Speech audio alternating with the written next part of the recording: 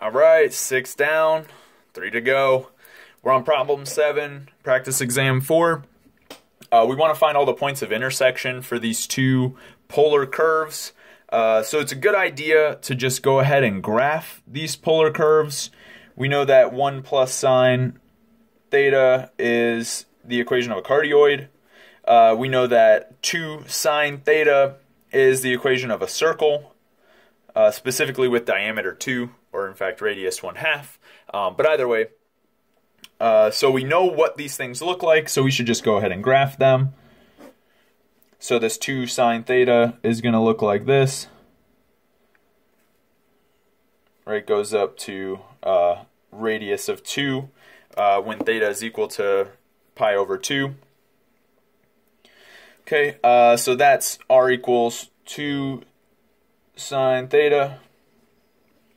And the cardioid is going to look like this.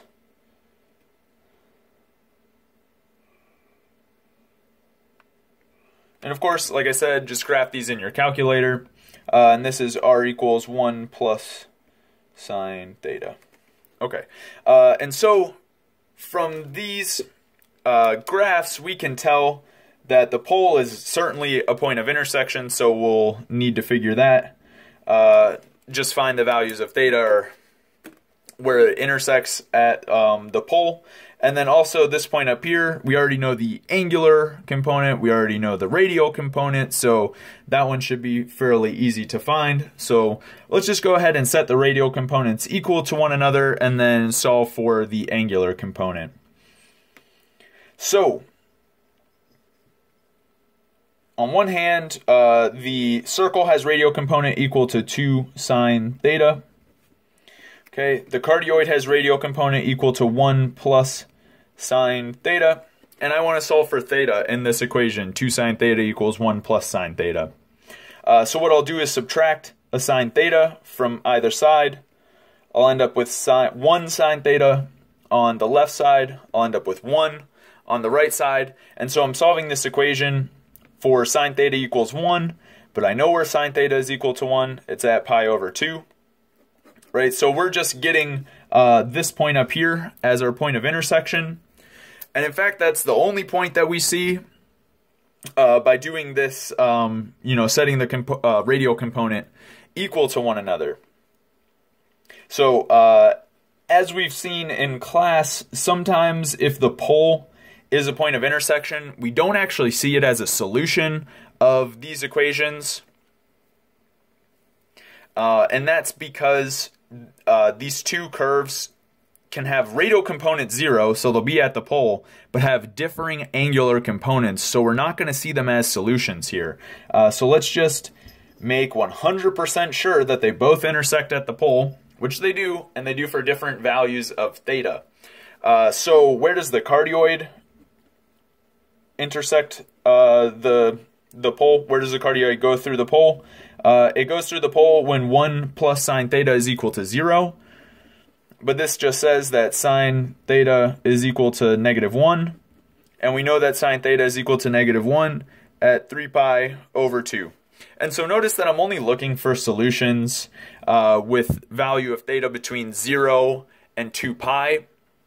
And the reason I'm doing that is because all other solutions are just going to be off by a multiple of 2 pi, by an integer multiple of 2 pi, and so that'll just correspond to another rotation, either clockwise or counterclockwise, and honestly it's just redundant in this case. So I know that the cardioid goes through the pole at value of theta 3 pi over 2. Let's see where the circle goes through the pole. So 2 sine of theta equals 0.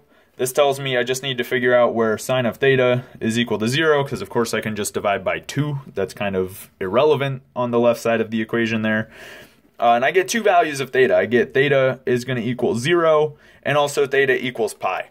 So notice that these angular components don't match up at the pole, and that's okay, because the pole can be represented by any angular component as long as the radial component is 0.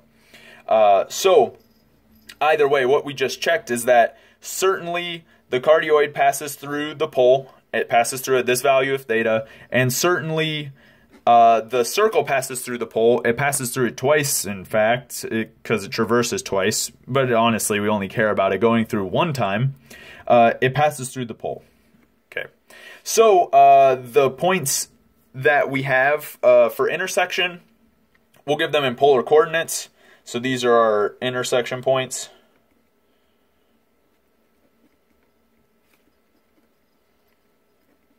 Right, like I said, in polar coordinates. So we know one of them is coming from when theta is equal to pi over 2. So our radial component there is going to be equal to 2 because this corresponds to this top point here. So this will be radial component 2, angular component pi over 2. Okay, and they both pass through at exactly that same angular component and radial component and at the pole, which I can represent by, honestly, any 3 of these values. So 0, 3 pi over 2, or 0, 0, or 0, pi. All of them are just fine. So either way, I'll just unambiguously say the pole. Right? So we essentially have 2 points of intersection, this point here and this point here at the pole. All right, so that's it for problem number 7. Moving right along.